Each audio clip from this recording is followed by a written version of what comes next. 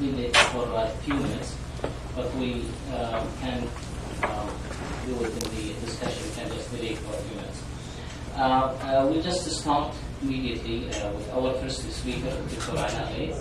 His speech will be about initial experience with the Boston keratoprosthesis type 1. صباح الخير. Good morning.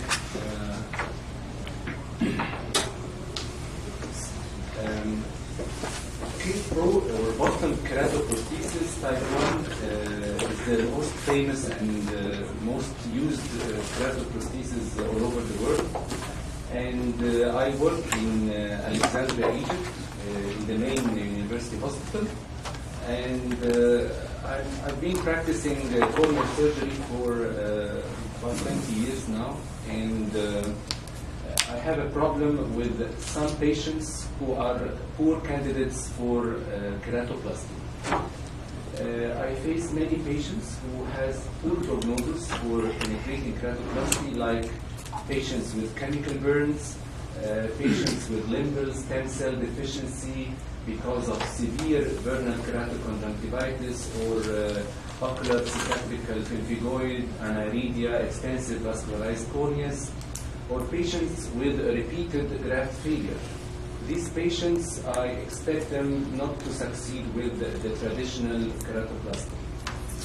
So the solution was to do them keratoprosthesis. But Boston keratoprosthesis is the most popular and the most studied in literature and is the most successful. The long-term results are good.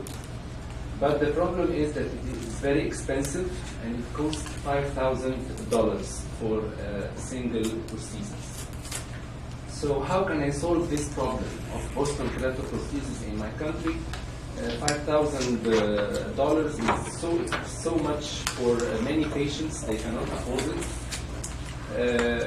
The obstacles for its use, the indications, I have to know which patients are needed to also how to perform it, how to perform the technique of keratoprosthesis, and learning also the post-operative management and dealing with complications of such procedure, and how can I solve the high cost.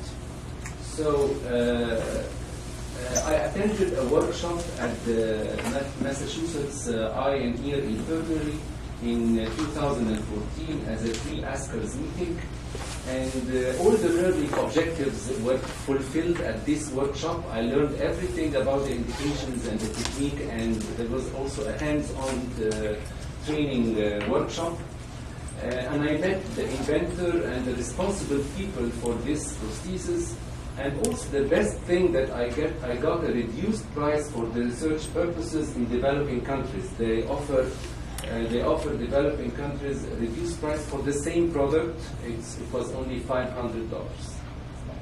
This was me when at the meeting there, at the start of the meeting, and this was the schedule for the workshop.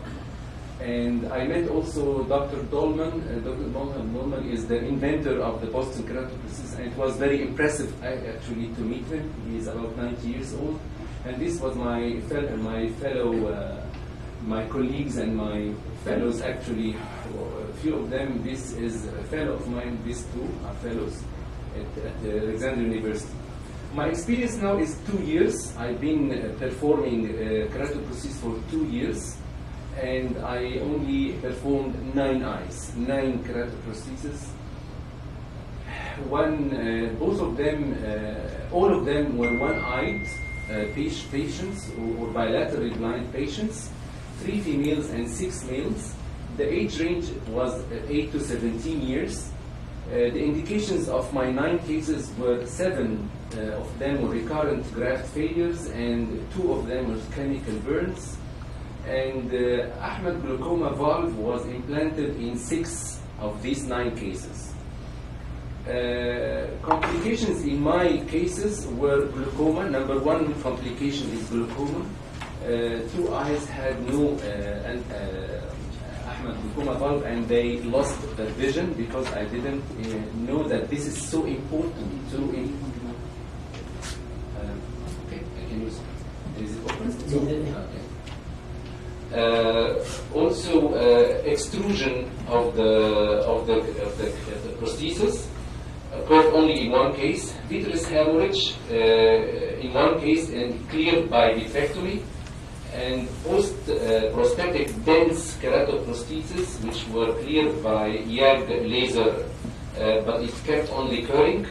Also, repeated soft contact lens loss. Keratoprosthesis patients should have soft contact lenses for life. They should have the soft contact lens on the prosthesis for life to avoid dryness of the surface and necrosis of the corneal tissues around the graft. Visual outcome, 3 eyes ended up with no perception of light because of glaucoma and extrusion. 2 eyes ended up with only hand movement vision. And in both cases, I didn't know the reason. Actually, the optic nerve is healthy, the tension is normal, but both eyes had only had vision.